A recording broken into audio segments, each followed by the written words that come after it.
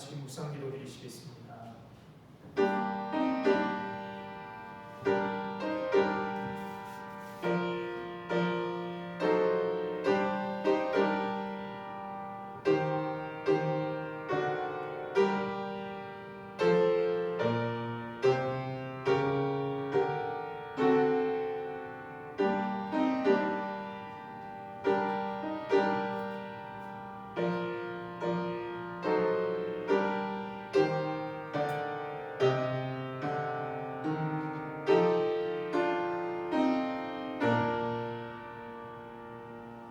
하나님이여 주는 나의 하나님이시라. 내가 강제히 주를 찾되 물이 없어 마르고 황폐한 땅에서 내 영혼이 주를 갈망하며 내 육체가 주를 앙망하이다. 주의 인자하심이 생명보다 나음으로 내 입술이 주를 찬양할 것이다. 아멘.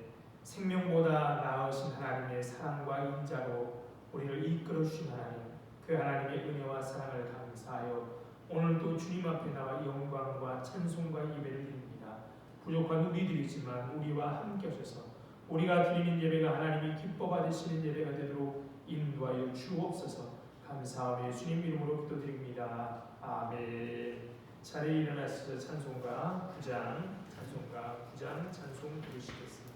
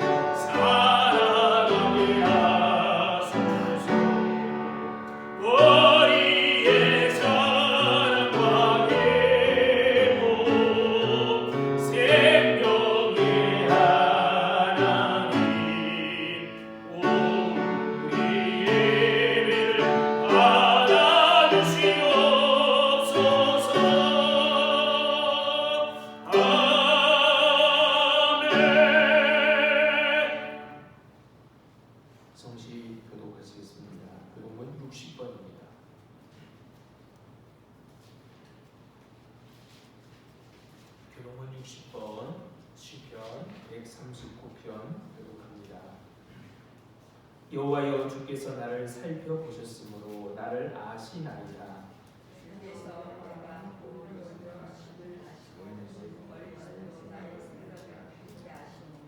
나의 모든 길과 내가 묻는 것을 살펴보셨으므로 나의 모든 행위를 익히 아시오니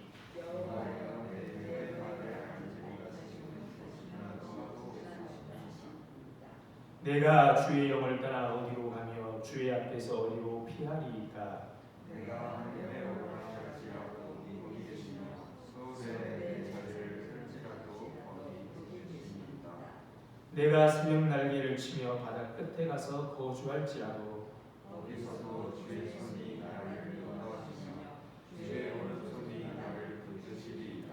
하나님이여, 나를 살피사 내 마음을 아시며 나를 시험하사 내 뜻을 아옵소서. 내게 무슨 악한 행위가 있나 보시고 나를 영원한 길로 인도하소서. 아멘. 다같이 사도신경 하심으로 신앙 고백하시겠습니다.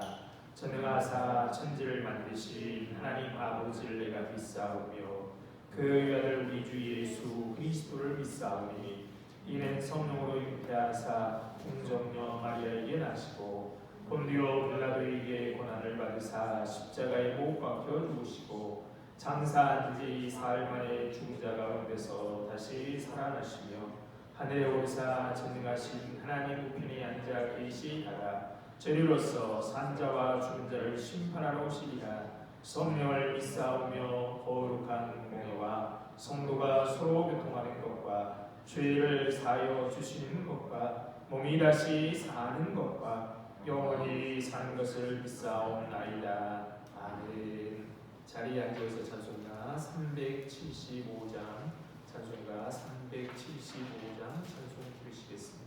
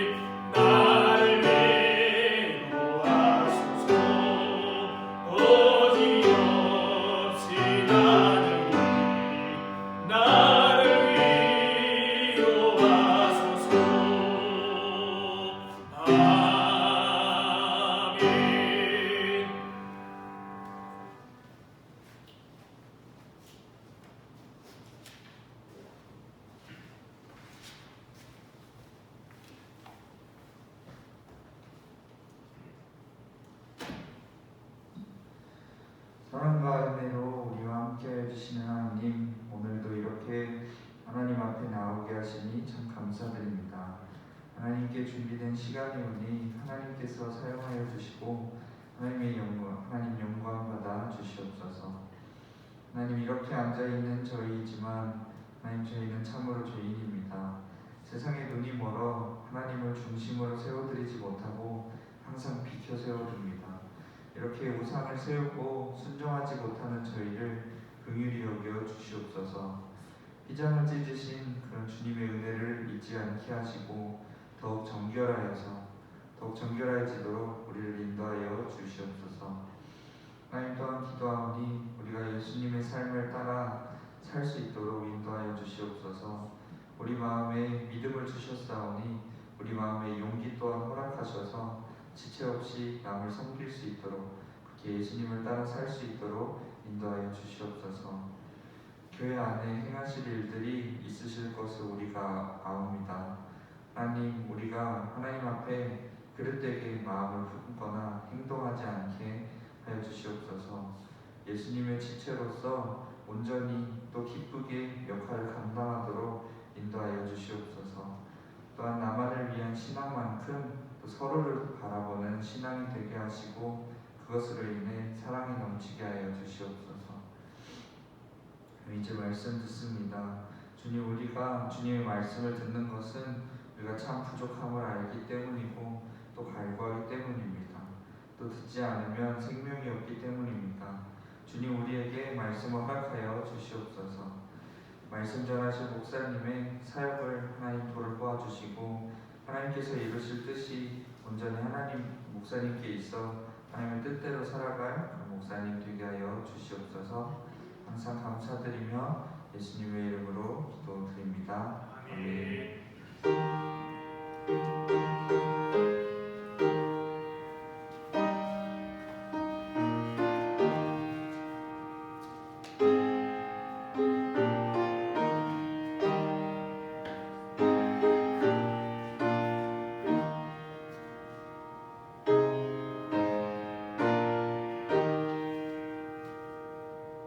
하나님 말씀 보시겠습니다. 하나님 말씀은 사무엘상 22장 1절로 10절에 있는 말씀입니다. 사무엘상 22장 1절로 10절에 있는 말씀입니다.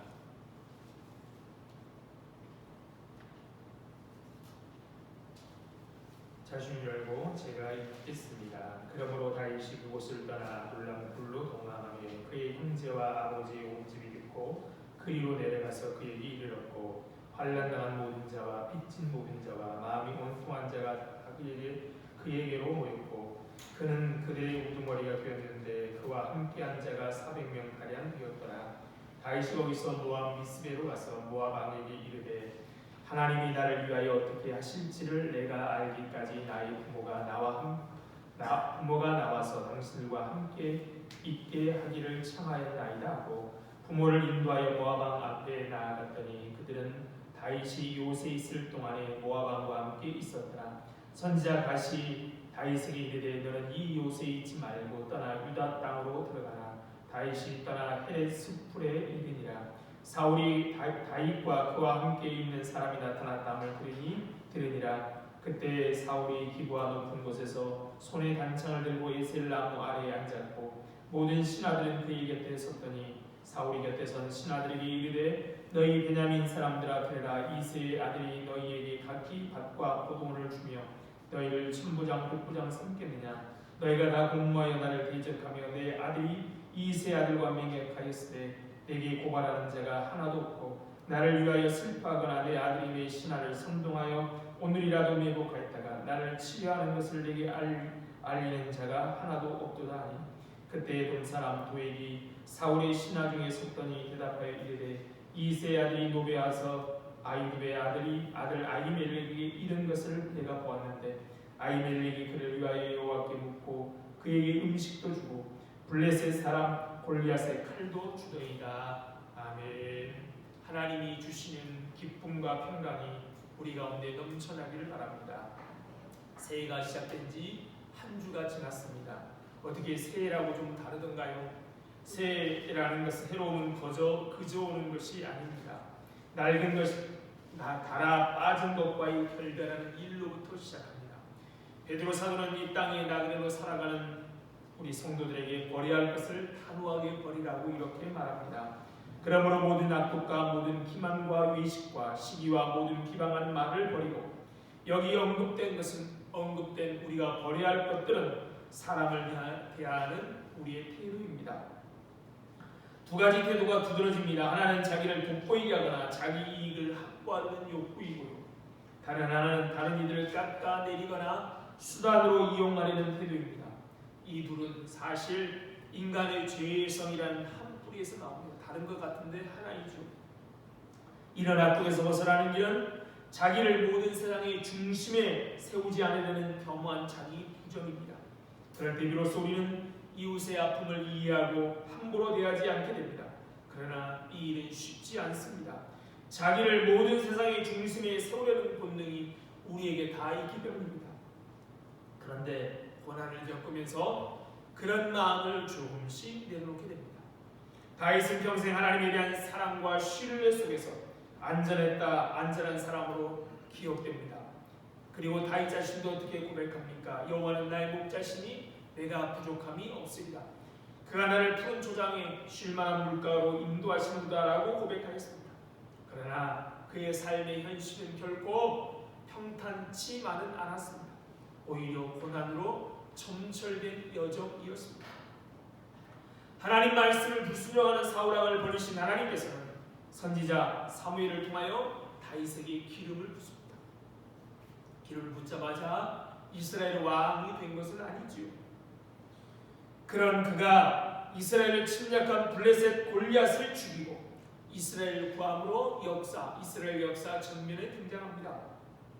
이로 인해 다윗은 이스라엘의 군대 장관이 되었고 여인들은 사울이 죽인 자는 천천히요 다윗이 죽인 자는 만만이라고 노래합니다. 그 노래를 들은 사울왕은 왕권에 대한 위협을 느끼고 다윗을 죽이려고 합니다.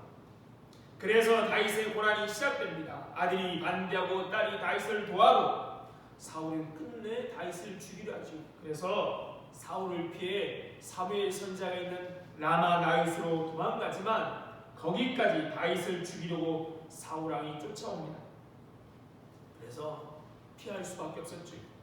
도망 중에 노베에 들려 제사장 아히멜렉에게 성소에 진열되던 떡과 골리앗의 칼을 얻었지만 이스라엘 어디에도 그의 안전이 보장된 곳이 없어서 어떻게 해요? 적국인 블레셋 가드로 넘어가게 됩니다. 가드는 특별히 다윗이 죽인 골리앗의 고향이지요.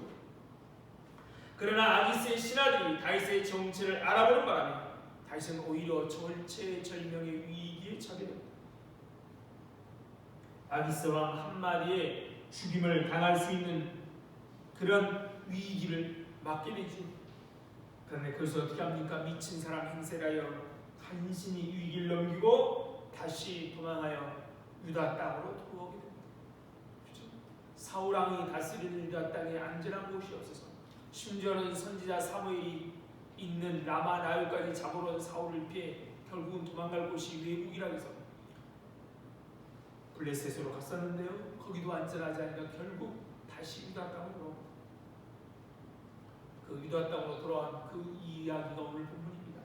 1절이 이렇게 말합니다. 그러므로 다윗이 곳을 떠나 아둘람 굴로 도망하며 그의 형제와 아버지와 온 집이 듣고 그리로 내려가서 그에게 이르렀고 도망은 해야 되는데 사울을 피해만 들으면서 아둘람 굴 속으로 들어갑니다. 이 소식을 들은 다윗의 가족들이 다윗에게 옵니다. 그뿐만 아니라 많은 사람들이 다윗에게 몰려들어옵니다.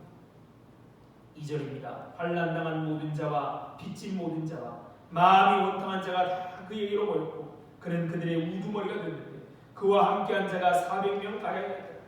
당신은 사사시대와 왕국의 초기죠. 사사시대 말기 왕국시대 초기이기 때문에 이 과도기라 더 어렵습니다. 이런 시기에 강한 자들에게 옹들리고 착취당하고 억울한 사람들이 많이 나오게 되는데 다윗은 이런 이들의 우두머리 지도자가 되었다는 겁니다. 되고 싶어 된 게 아니죠. 사람들이 모이는 것이죠. 그런데 환난당한 자들, 빚에 시달리는 사람들, 원통하고 억울한 일을 당한 사람들이 400명, 남자만 장정만 400명이니까 한 1000명가량 모였겠죠. 모였다고 한번 생각해 주십시오. 그럼 이들이 모임은 어떨까요? 동병상련의 마음으로 서로 사랑하고 섬기는 공동체일까요?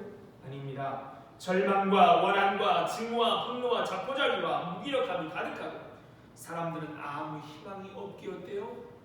오히려 마음들이 날카로워서 말 한마디 한마디에 사람스러워 보이지요.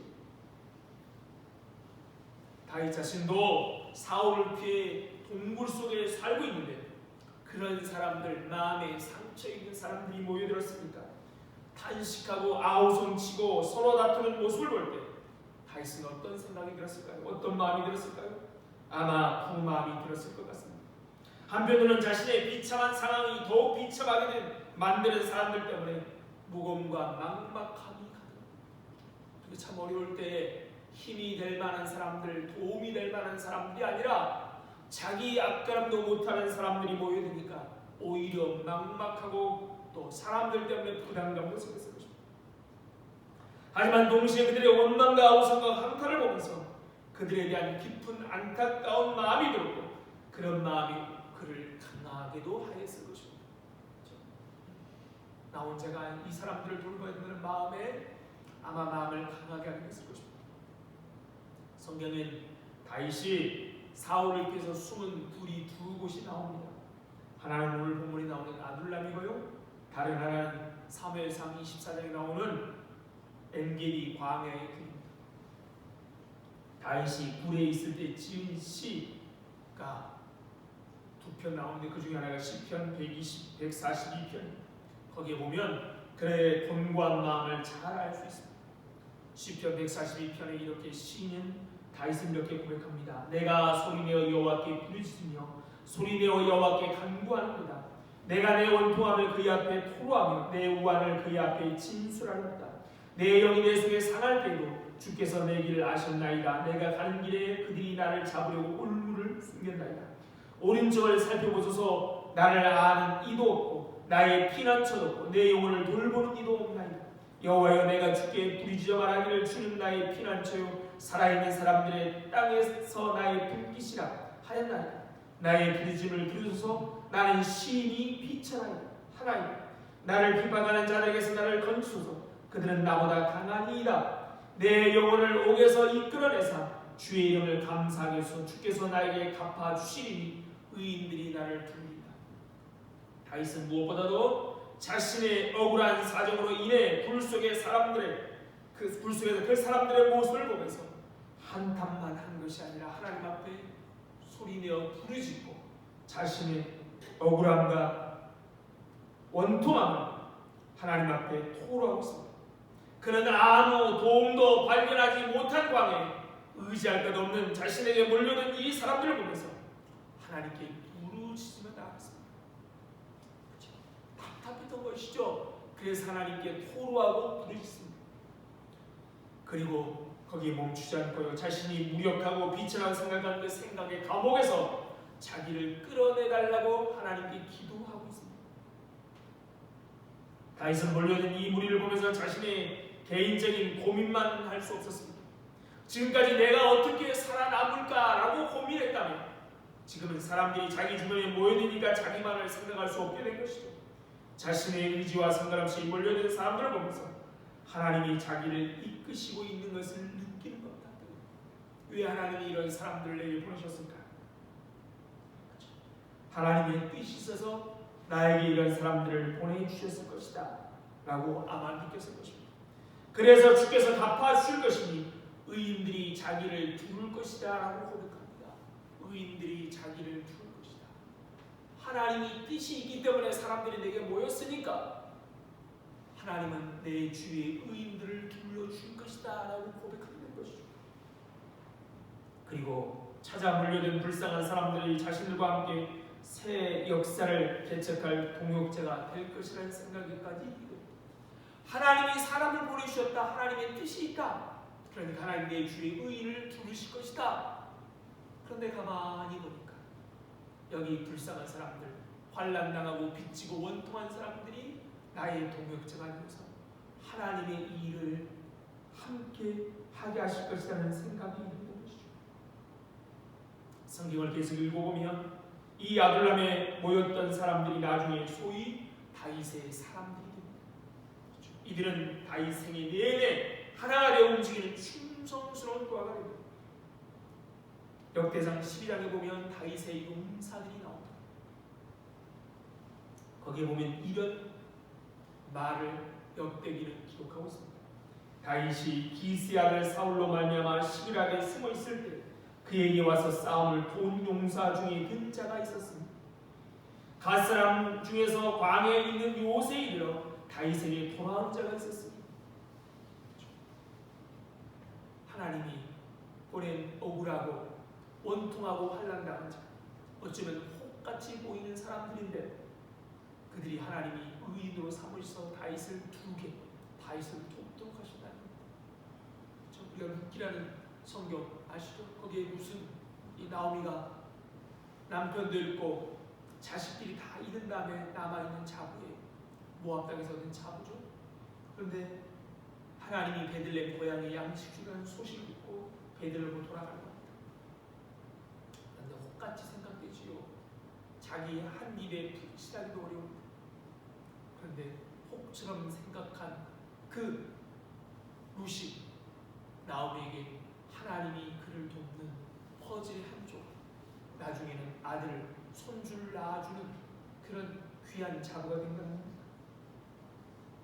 다윗이 그래서 지금 시가 하나 더 있는데요. 시편 57편입니다. 시편 57편에서도 142편처럼 하나님께 은혜를 베풀어 달라고 간구합니다. 다윗은 자기에게 닥친 재난이 지나기까지 하나님께 피할 것이라고 다짐하며 자신에게 닥친 곤경을 언급합니다. 그는 창과 칼과 화살과 사나운 사자들을 보내어 자신을 추격한 사울왕의 악한 계획을 무력하게 만들 군대를 하나님으로부터 보내줄 것을 바라보고 있습니다. 하나님께서 인자와 진리를 보내줄 것을 신뢰합니다. 그런 공경에 처한 자신이 거기서 나올 때 하나님의 이름이 만민 중에 높여질 것이라고 고백하며 이렇게 고백합니다. 시편 57편 6절부터 이렇게 고백합니다. 그들이 내 걸음을 막으려고 그물을 준비하였으니 내 영혼이 억울하다. 그들이 내 앞에 웅덩이를 팠으나 자기들이 그 중에 빠졌도다. 하나님이여 내 마음이 확정되었고 내 마음이 확정되었사오니 내가 노래하고 내가 찬송하리라. 내 영광아 깰지어다. 비파야 수금아 깰지어다. 내가 새벽을 깨우리로다. 주여 내가 만민 중에 주께 감사하오니 문나라 중에서 주를 찬송하리라. 무릇 주의 인자는 것은 하늘에 미치고 주의 진리는 궁창에 이르나이다. 하나님이여 주는 하늘 위에 높이 들리시며 주의 영광이 온 세계 위에 높아지기를 원하나이다. 다윗은 공경에 처해 있지만 새벽이 올 것을 믿고 있습니다. 확실하게 믿고 있습니다. 그러면서 뭐라고 말해요? 내가 새벽을 깨우리로다. 새벽을 깨우겠다라고 다짐합니다. 그리고 분명히 오게 될 새벽의 시간에 높아지고 존경이 있을 하나님을 찬양하며 시를 맞추고 있습니다. 그렇죠? 불에서 뭐하고 있다고요? 새벽이 올 것을 믿고 있고 그 새벽을 또한 내가 깨우겠다. 올 새벽을 위해서 깨우겠다고 고백합니다. 하나님을 높이고 있다는 겁니다. 다윗이 그토록 고단한 도망자 생활을 견디면서 그렇죠? 다윗의 20대는 이 도망자 생활로 평생 보내지요. 20대를.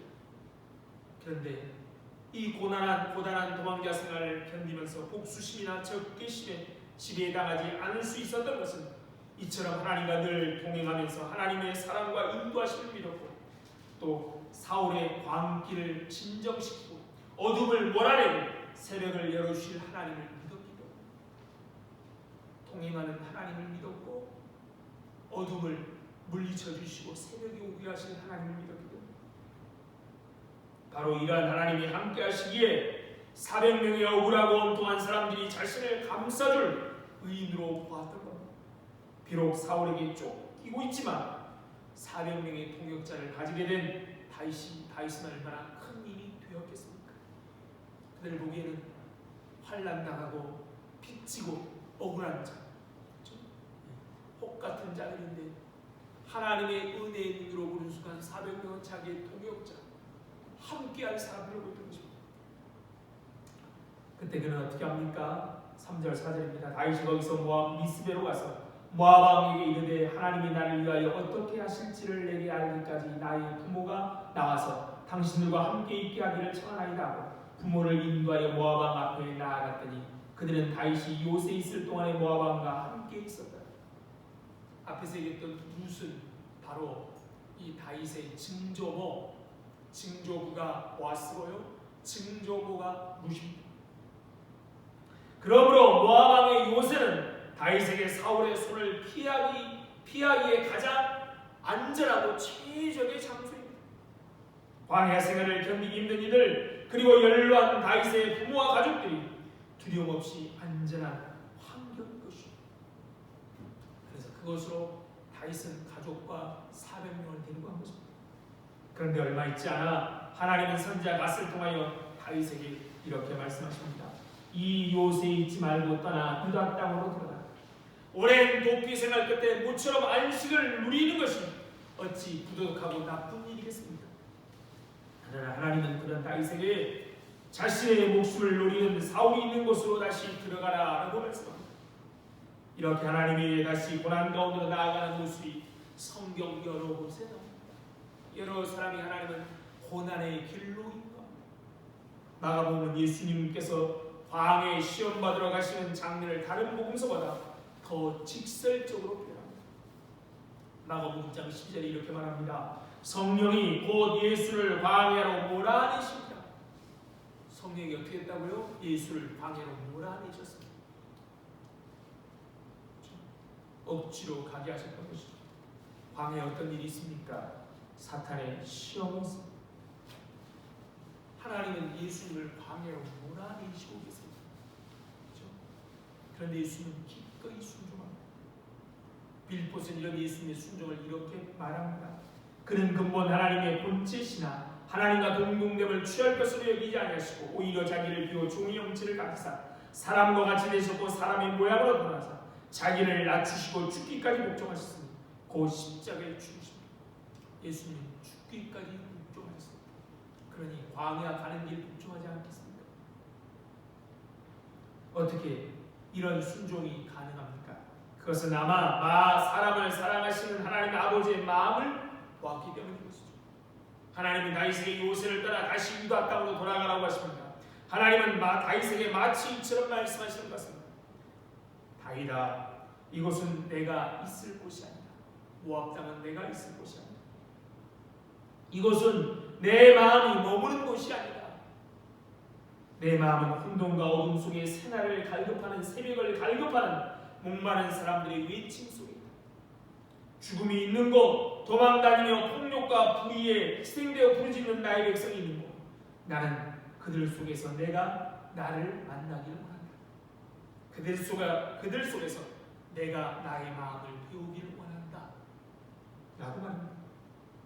만약 우리가 이와 같은 하나님의 마음을 놓치게 된다면 우리는 하나님을 당신의 뜻만 강요하는 감히 거역할 수 없는 무정하고 차가운 분으로 인식할 수 있습니다. 예수님을 십자가에 달리게 하신 아버지 하나님, 그 하나님은 엘리 엘리 라마 사박다니 하며 부르짖는 아들의 외침을 철저하게 외면하는 아버지십니다. 자식의 고통에는 무관심한 채 오직 당신의 뜻만을 가면 무정한 존재로 느끼게 됩니다. 그러나 그렇지 않습니다. 아들 예수가 죽음의 고통을 겪을 때 예수의 아버지 하나님은 사랑하는 독생자의 죽음의 고통을 함께 겪고 계셨습니다. 사도 바울은 고린도후서 5장 19절에 이렇게 우리에게 알려줍니다. 곧 하나님께서 그리스도 안에 계시사 세상을 자기와 화목하게 하시고 그들의 죄를 그들에게 돌리지 아니하시고 화목하게 하는 말씀을 우리에게 부탁하셨느니라. 하나님 아버지께서 아들 예수님의 죽음을 통해 세상을 자기와 화목하게 하실 때 그 하나님 아버지는 그리스도 안에 계셨다는 겁니다. 그렇다면 그리스도의 고난은 하나님의 고난이기도 하고 하나님도 그리스도 안에서 십자가의 고통을 경험하셨다는 말입니다. 참 이해할 수도 측량할 수도 없는 놀라운 비밀입니다. 신기합니다. 스펄전 목사님은 하나님께서 그 자녀를 풀무에 던질 때 하나님께서도 그 안에 같이 들어가십니다. 풀무불에 던질 때도 하나님은 함께 하십니다. 이런 하나님이 함께 하시는 야곱의 생애에서도 발견할 수 있습니다. 야곱의 인생이 광야로 내몰렸을 때, 광야의 차가운 돌베개를 베고 누웠을 때 야곱은 철저히 자기가 혼자인 줄 알았습니다.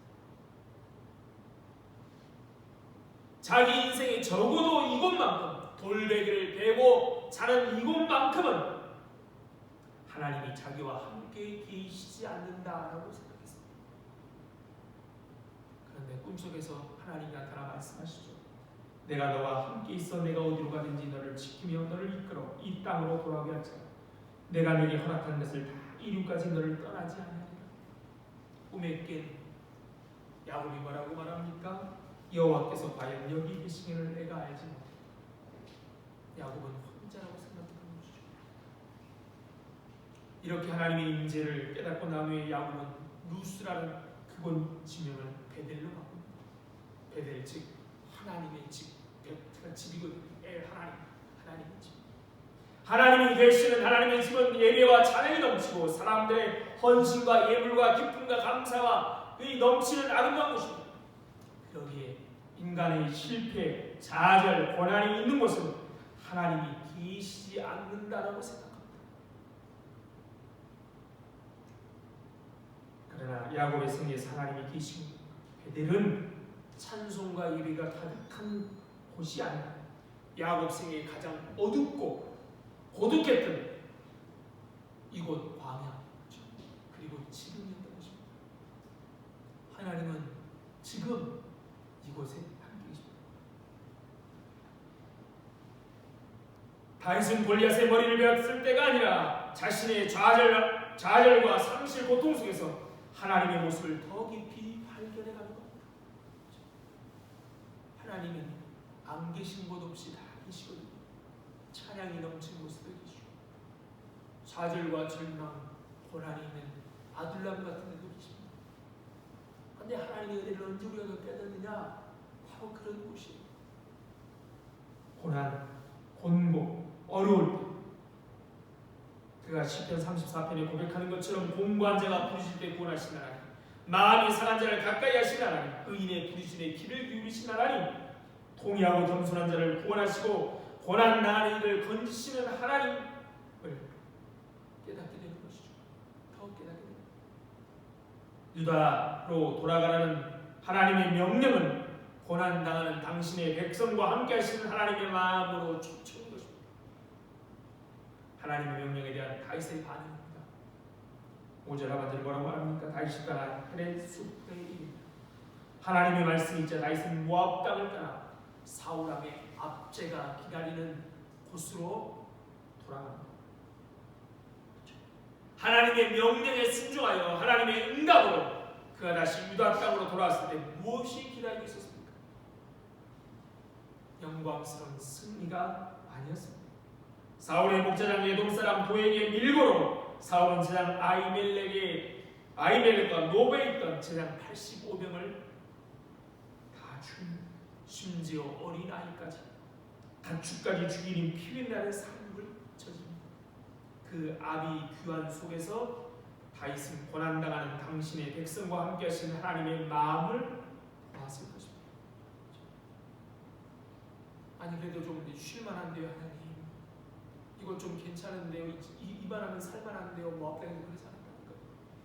하나님의 명령대로 갑니다.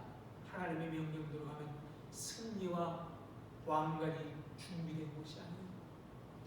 그곳에는 피밀에 나는 아비규환, 심지어 아이까지 죽이는 그런 곳이었어요. 단지 다윗에게 진설병 좀 주었다. 그 사람만 죽인 게 아니라 그 사람을 아는 모든 사람을 다 죽이는 그런 땅. 그는 그 땅에서 힘없이 멸시를 당하고 억울함을 받는 이들, 좌절과 두려움, 분노와 통곡을 낱낱이 다니는 하나님의 마음을 보았을 것입니다. 다윗은 그렇게 하나님 나라를 통치하는 겸손한 마음으로 훈련되었습니다. 폭력으로부터 나오는 세상의 권력이 아니라 하나님의 마음을 품는 진정한 통치자로 하나님은 이렇게 훈련시켜 가셨던 것이죠. 다윗뿐만 아니라 예수 그리스도의 핏값으로 구속된 우리 또한 그러한 하나님의 마음을 갖는 것이 신앙이요 신앙의 성수입니다. 얼마나 성경적 지식을 많이 아느냐, 얼마나 교회 많이 헌신하느냐, 그게 아니라요, 하나님의 마음을 알아가는 것이 신앙의 여정, 신앙의 성수입니다. 우리가 아둘람 불이 되고자 하는 마음을 품어야 합니다. 아둘람 불이란 자의식인 자신이 있는 곳에 항상 하나님 머무는 곳에 시선을 두고 언제나 우리의 마음, 우리의 생각은 하나님의 시선이 있는 곳에 우리 시선을 든든하고 안전한 요새나 화려한 왕궁이 아니라 유다 땅을 자신의 자리로 인식하고, 그래서 하나님의 위로와 구원과 은총의 통로가 되어야 합니다. 또한 교회가 그래야 되죠. 유다 땅으로 나아가는 하나님의 음성에 민감하여 그의 줄이고 목마른 이들, 마음이 상하고 곤고한 이들의 눈에서 눈물을 닦아주는 교회가 되기를 소망합니다. 그래서 아무리 캄캄한 밤중이라도 내 영광아 깰지어다, 비파야 수마 깰지어다, 내가 새벽을 깨우리로다라고 고백합니다. 다윗처럼 나가야 되는 것이죠. 아무리 캄캄해도 그것이 하나님이 계시는 곳이니 내가 새벽을 깨우겠다. 왜요? 내가 능력이 많아서가 아니라 하나님이 새벽을 오게 하시기 때문에 이런 마음으로 주님을 믿음으로 새벽을 깨우는 우리 모두가 되기를 소망합니다. 참 좋으신 하나님, 은혜와 사랑을 감사합니다. 참 많은 일들이 벌어지고 있고, 그래서 그것 가운데 하나님의 뜻이 무엇인지 묻지만 어리석어서 하나님의 뜻을 알지 못하는 우리들을 긍휼히 여겨주시길 바랍니다. 그럴 때라도 하나님의 마음은 고아와 가부에게 향해 있다는 것을 알고, 언제나 냄새나는 곳, 약한 곳, 억울한 곳, 환난당한 자들 편에 서는 우리들의 마음이 되어서 새벽을 깨우시는 하나님의 은혜를 믿고 그들과 함께하며 하나님이 밝아오는 새벽을 이루어주신 하나님의 은혜를 경험하고 복의 통로가 되는 저희들 되길 원합니다. 하나님, 한국교회가 급성장하여 가진 것이 많아지게 되어서 가진 것만 생각했던 어리석은 우리들의 삶을 깨우쳐주시고자 이렇게 코로나 3년의 고난의 길로 우리를 인도하신 하나님 감사합니다. 그러기에 아버지, 다시 한번 우리가 우리의 마음이, 우리 공동교회의 마음이, 우리 한국당의 교회의 마음들이 어디에 있어야지 고민하고 하나님의 마음이 있는 곳에 있어서 정말로 새벽을 깨우고 하나님의 구원의 은총을 노래하는 저희들 될 수 있도록 역사하셔서 온 땅이 하나님의 주시는 복을 누릴 수 있도록 모든 사람들이 함께 기뻐할 수 있는 나라를 만들 수 있도록 우리 교회들이 앞장서서 하나님의 나라가 온 땅에 이루어질 수 있도록 역사해 주옵소서. 하나님, 새해를 이렇게 시작합니다. 새해를 시작하지만 가진 것이 없고 또 하나님께 영광 돌릴 만한 탁월한 능력이 없지만 오늘 또 우리를 사용하실 줄 믿고 새해에 어떻게 우리를 인도하셔서 어떤 복의 통로로 우리를 인도하실지 기대하며 기도하면서 정말로 새해에 우리 공동교회 모든 성도들이 귀한 구원의 방주, 구원의 통로 될 수 있도록 역사하셔서 온 땅이 우리들로 인하여 하나님께 영광 돌릴 수 있도록 우리를 사용하여 주옵소서. 하나님, 이렇게 새해 새롭게 시작하는데 어려워 어떻게 할 줄 모르고 좌절하고 절망 가운데 벌써 빠진 사람들이 있습니다. 그들에게도 하나님 눈을 띄워주셔서 새벽이 오고 있음을 볼 수 있도록 함께하여 주옵소서. 감사하며 예수님 이름으로 기도드립니다. 아멘. 찬송가 327장 찬송 부르시면서 준비하시는 분 계시겠습니다.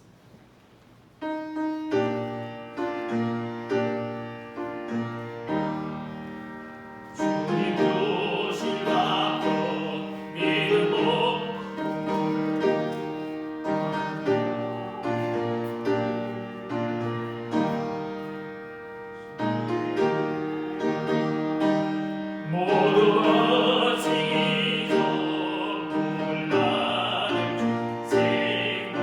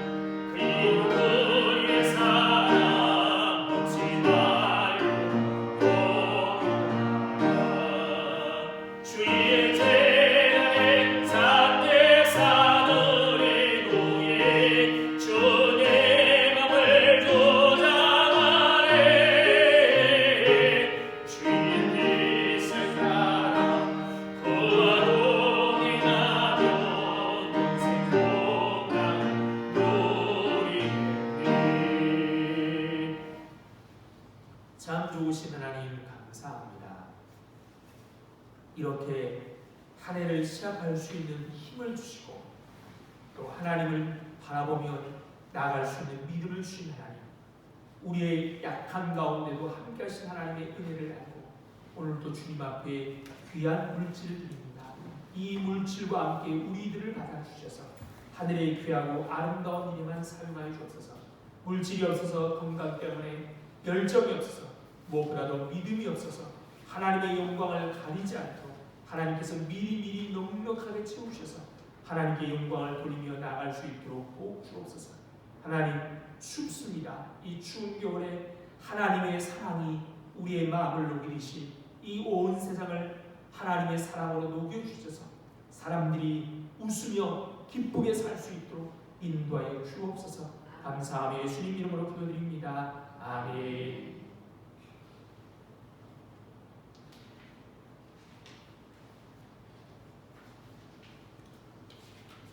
알려드립니다.